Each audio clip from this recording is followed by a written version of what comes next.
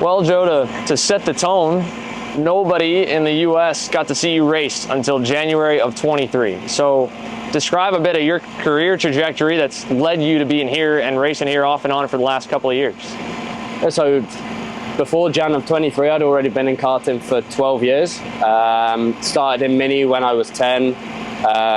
Raced the British Championship in Mini Kart, then moved into the bigger karts in Rotax.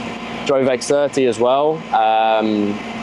Moved into Europe around 2016, and then by 2019, I was a factory driver for Tony Kart for the official team. Raced there for 4 years, which brought me up to 23, where I started with Kart Republic official. And yeah, since then I came straight over. My first race with them was in Homestead, round 1 of the Winter Series, which obviously went well. And since then I've just been riding the wave, and yeah, it brings us here. 2016 is pretty early in your career to go to do the international European karting scene. Did you go there where a lot of kids do now on the hope of getting into an F1 academy or going into the F4 world, or was that never even part of the question? Yeah, I guess that's always in your mind as like a young driver, and you want to go into F1 or IndyCar, whatever it be. Like, you know, you've always got that in your mind, even though I sort of knew from quite early that it was unrealistic, but you always still sort of hope that it could happen. But yeah, I mean, 2016, I went there and I did well, and we won in our first year, so it was good. But like, still, I knew that didn't mean that I was going to get into an F4 seat or whatever. I did end up actually racing F4 in 2019, but not really because of that. Like, it was sort of more because I was experienced, and you know, that there was a role that fitted me. But yeah, you're always looking to go there, but I was always content with just doing the best I could in karting, and trying to be the best in the world at that if I could. And what was the transition like? I feel like everyone's kind of got a different story of when they go from paying customer or independent, or you know, even maybe partially subsidized drive to becoming a factory driver in 2019 and getting everything covered and eventually a salary to race. What was that like for you, and how did that come together over the years? Yeah, it's nice, but at the same time it comes with expectation. Obviously, when you're getting things subsidized and then free, and then maybe you're taking a wage, you know, every tier that you go up, there becomes more expectation on you. And if you go for a period of not performing as you should or as you hope, then yeah, then you start to think like, you know, what could happen? You know, what could happen next? Am I going to get put out? Am I not as good as I was before? Is this only going to last for this year? Whatever. Like, you know, I think in karting in general, people are quick to get on your side and to have respect for you and say that you're great, but then it doesn't take much and it doesn't take long for people to like kick you down and go, this guy is finished, he's washed, like, you know, he's not performed in 2 races, he's done.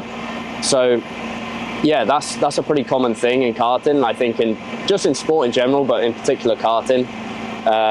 So yeah, it can come with its challenges and stuff, but I think I've done it long enough now where I can manage that. And how did it go with Tony Kart? Did they approach you, or had you been, over the couple of years in the FIA paddock, been marketing yourself and talking to teams and working, you know, selling yourself, or did you just perform enough where you caught their eye? Well, since I moved into big karts out of Mini, I raced straight away with a OTK product and did well in the UK and a bit in Europe for a few years. So I was already, you know, sort of in the loop a bit with those guys, and offers came from elsewhere to go and race. And then once I showed interest in actually taking up someone else, then I ended up going to race for them. So it started off as one race in Lenato, which I came 3rd, my first race, which I was super happy with. And then, yeah, after that, it was 6 months or to the end of the year. And then it was next year and next year. And no, we had some good races together, of course, and we had a lot of success. But yeah, I think that my best days only started in probably 23. And still, that year puts you on year 4, year 5, and now year 6 and 7 of being a professional driver in karting, which is different. So how often are you kind of looking 3 or 5 years into the future of what the next 5 years of Joe Turney looks like? What do you think about when you look at where do you want to be in a few years? Yeah, I mean, like when I first started as a factory driver, I was looking at 3-4 years down the road, and now I'm a couple of years past that as well. So maybe I think I probably thought I was still going to be a driver in karting at this age, and I was absolutely happy with that, and I'm still happy to do it now. Whether I still will be in 4 years, 5 years, I don't know. Maybe I will be, maybe I won't, I don't know. But yeah, at the moment I'm just focusing on this year. We've got a busy schedule back at home in Europe, so we're going to fight again for the European and world title, and yeah, and when I can make it over here, I'm absolutely happy to do it, and we're going to keep pushing and try to win as many races as we can. And we got super lucky with you in that year in 23, how much you got to race over here and the splash that you made. Comparing that to the couple of years, and if you can think back even before you came over here, at the end of 22 or years into that, what's it been like? Because Ryan has grown up as we've grown up, and a lot of the American drivers have grown up at getting better on our end of marketing them and them at marketing themselves. But you come into this environment, has it been everything you expected? Yeah, I think for sure more than what I expected. I sort of, when I joined KR, it was sort of decided that I'd come and do these races, or at least the winter series, and just do that and see how we could do. And then maybe we looked at Vegas as well, which is obviously a cool race, and we wanted to do that in our first year too. So originally it was 3 races. We won the winter series, so then we started doing more and more over here. We came to Orlando for the next race, had a win here as well. And then that year I was strong in Europe too, won a few races, but actually it got to a point where I was able to win the championship here and not in Europe anymore, so we prioritized here. And that went well, won the Pro Tour. But yeah, on the side that you were saying, like marketing and the publicity that Kart Chaser does, like since coming here in 23, I don't remember where I was at, but now my following and stuff on social media has gone crazy, and I get a lot when I come here. Everyone's super respectful and with supporting me. When I go back home, everybody's really interested with the American races as well, which is cool. It's not like I go home and people like shrug it off.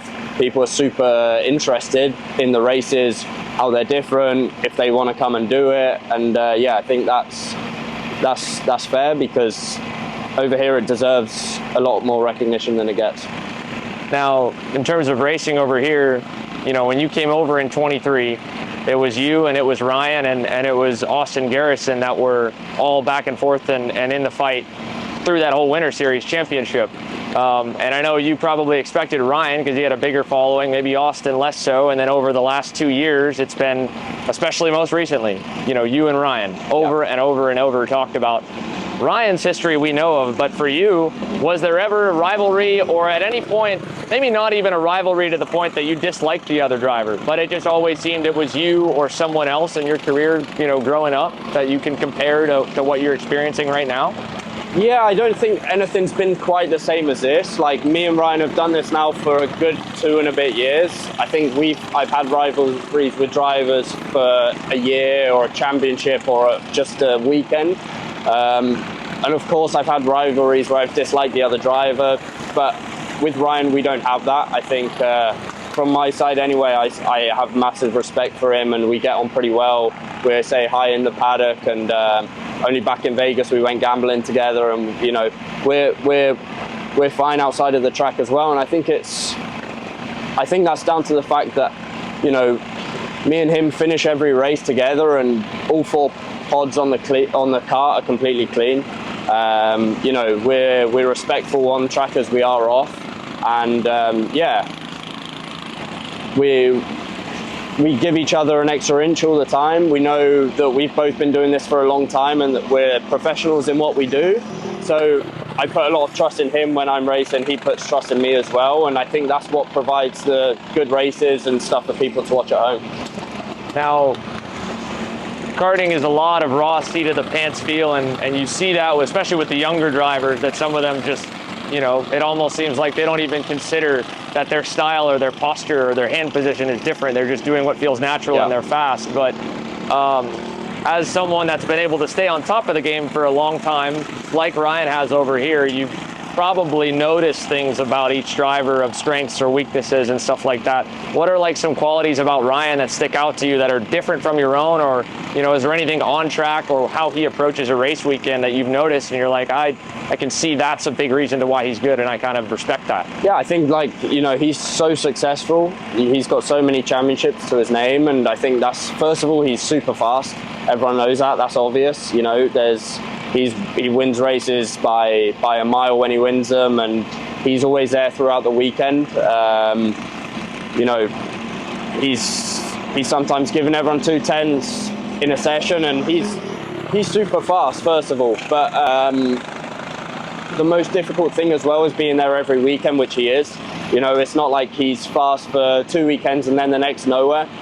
I think if you look over the last, I don't know, 10 years of Ryan Norberg races, he'll be competitive in every one of them, either racing for the win or at some point in the weekend one of the fastest guys, if not the fastest guy. So yeah, it comes down to like speed, the most important thing, and he's obviously got that, and then he obviously works well with his team and the guys around him, which is why he's there every single weekend. And to your credit, you've not only been there every single weekend, but if you just go over the last 18 months of your American starts and your European starts, your winning percentage is pretty good. Yeah. Does that ever factor in maybe, you know, a 5-race win streak over here? Not so much, but overall just that you've won so much that you almost feel a little more pressure going into any race weekend? Or how do you deal with that, knowing that you're on such a wave of momentum? To a point. I think that honestly, if I hadn't won for a while, I'd be under more pressure. Like I said to you before, if you are an official driver, then if you do go for a period of not winning, you start to think like, hey, I got to win a race at some point. That's essentially what we're here to do, right? So at the moment, I'm in a good place. I finished well in Europe. We won the European last year. Had a good World Championship too. Not ideal, but we had a good World Championship, and I've had a good run here as well. We had a good Vegas. We started the year really strong too. So I feel good with the car. I feel good with the people around me. Now I'm 2 years into this journey with Kart Republic and with the team over here, with my mechanic Tate as well. We understand each other. We get on well, and we know the direction that we need to work more or less every time. So yeah, I'm comfortable. I think that I'm in a good spot, so that's why every weekend we can come and be competitive. Now, for someone that's gotten pretty entrenched in our culture here, but you're still traveling in a suitcase all around the world and globetrotting like you had been for years up until this, and being in the sport as long as you have, what are things that you see, you know, do you ever consider of like, well, if the industry would do this or look at that or consider this, that it would be better or bigger, or, you know, things that come to mind that as someone who's been lucky enough to make a living and to continue to make a living in karting, you're at the top of the pyramid right now. So I'm sure people look to you and ask you questions like that. Yeah, I guess. I mean, like, at the moment, social media is a massive thing. And I think that's the thing that karting's probably lacking at the moment, like interest from social media. You guys are doing a great job to push that, and I think that what Kart Chaser does for karting is really important and like really helpful for karting and people working here and drivers, and I think that's why we're seeing record numbers at most races we go to at the moment, whether it be here at the first round or back in Europe as well. We're getting record numbers, so it's good. There's still stuff to work on for sure, but yeah, I mean, karting's never been a massively popular sport on like views and stuff. So Yeah, there's still work to do, obviously, but I think the Drive to Survive thing has helped as well on Netflix, and eyes on motorsport in general, and especially Formula One and IndyCar, because it comes back to where did those guys start? Like, where did the stars like Lando Norris and Max Verstappen, Lewis Hamilton, where did they start? It was in karting. So, yeah, it's important that karting gets the credit that it deserves, and that the drivers get the credit as well, because not everyone's using karting as a stepping stone into Formula cars. Like, it's just as big for guys like me and Ryan who do this as a living and try and sell go-karts. Yeah, I mean, can you describe that for some of the people at home? What does a year in your life look like, and what is it like to be Joe Turney making a living in this industry? Because it's probably different than what I would imagine some people think it is. Yeah, I mean, like you said, it's living out of a suitcase a lot of the time. We have a lot of races over the year. I'd say probably about 25 races a year to 30, which doesn't sound too busy out of a 52-week year, but then you have to factor in travel into that. We do a lot of testing too, so before most race weekends in Europe, we'll have a test weekend the week before. So there's a lot of testing, there's a lot of races, and then when we're not testing or racing, you know, it's in our blood to go to the track, and a lot of us on our weekends off will end up at the track, either working or just going to watch. So yeah, we live this sport basically, and we go around traveling, and we go to nice places. We also go to pretty bad places to races. We don't see much of the places that we go to. It's a lot of airports and hotels and racetracks, but it's nice, and I mean, I wouldn't change it at all for anything. But yeah, it's definitely nice, but you know, it comes with a lot of days. It comes with physical and mental toll. You know, you got to be on top of your game all the time, and yeah, I don't see much of my family or friends at the moment. I have times when I go home for a period, and I feel like I want to get out the house for sure. But yeah, it's like a circus basically. We're a circus, and we go around to different places and perform and try and do the best we can. And how much of you making your living is you on weekends where you're able to just focus on driving, and how much is of your total, say, take home on a year, you know, booking independent coaching gigs, or working directly, or being somewhat of a lead driver and spending a lot of the day coaching others with data? I mean, like, they both contribute, obviously. I could live with both. It doesn't really matter. I could take one or leave one and be fine. But I want to race. I want to keep racing. I don't want to just go and coach. And some drivers do stop early now because it makes sense to go and coach for them financially, or, you know, maybe it's easier to go and do that. But I like to keep racing. It's what I started doing when I was a 10-year-old. I wanted to be a racing driver, not a coach. So yeah, I enjoy the coaching. It's nice to give something back to kids and to try and help. But at the same time, I like going out there and beating the kids that I've been coaching the week before. Now, you mentioned earlier about us with social media.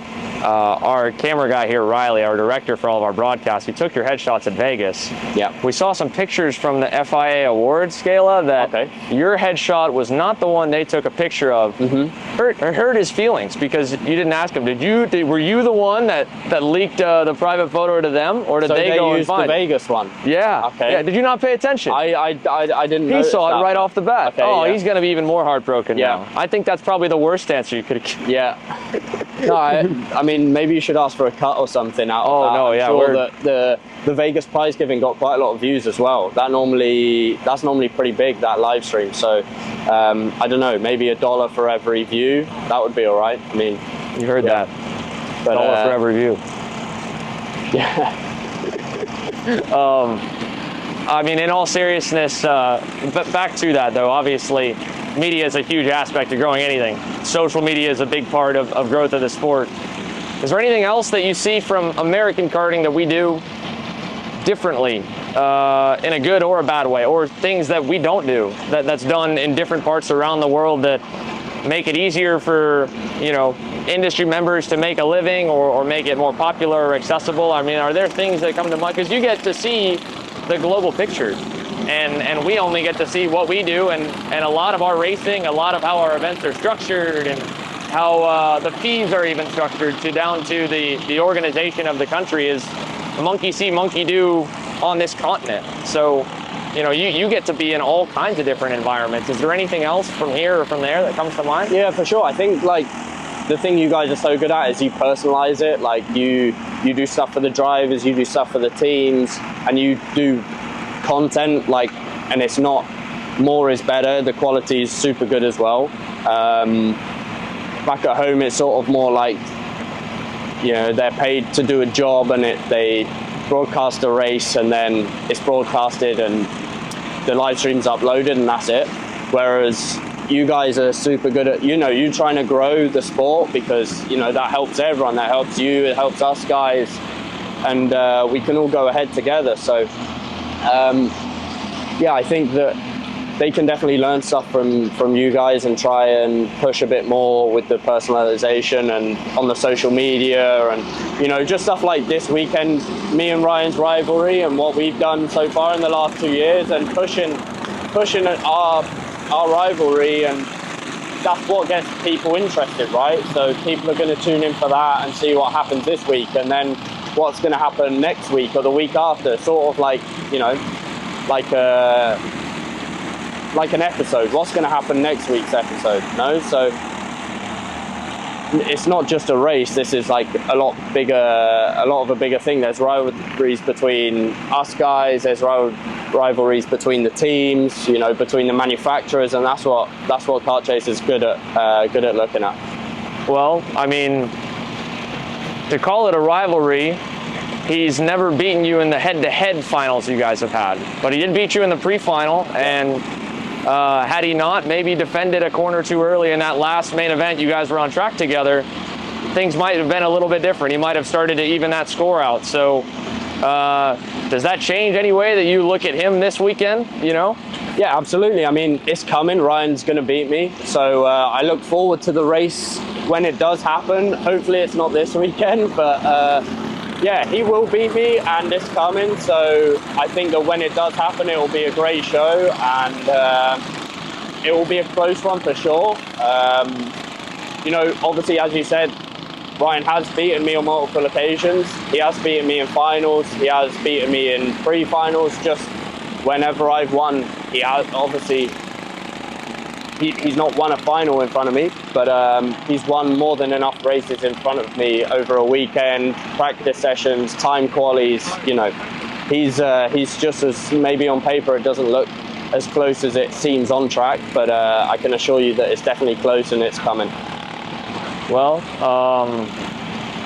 we're going to have him sitting in your seat tomorrow, and we're going to pair this up after the fact.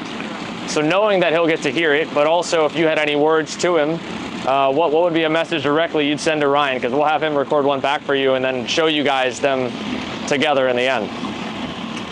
Yeah, I mean, obviously, good luck. Let's do it again. Let's put on a show for everyone. And yeah, thanks for teaching me how to play craps. I've not gone back to play craps again because you lost me a load of money doing that. But yeah, let's have a good weekend. Let's do what we always do for everyone and try and put on a show. Thanks, Joe. All right, thank you.